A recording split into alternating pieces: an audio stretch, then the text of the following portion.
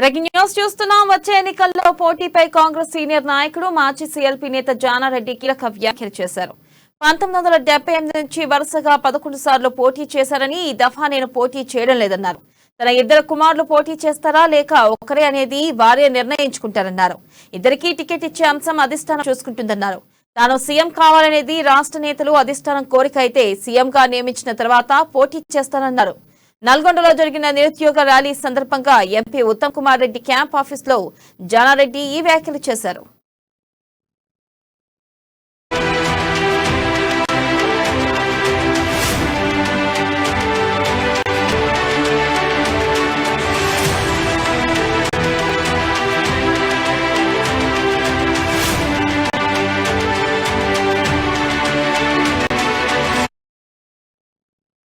Breaking news చూస్తున్నాం. వచ్చే ఎన్నికల్లో పోటీపై కాంగ్రెస్ సీనియర్ నాయకుడు మాజీ సీఎల్పీ నేత జానారెడ్డి కీలక వ్యాఖ్యలు చేశారు. 1978 నుంచి వరుసగా 11 సార్లు పోటీ చేశారని ఈ దఫా నేను పోటీ చేయడం లేదన్నారు.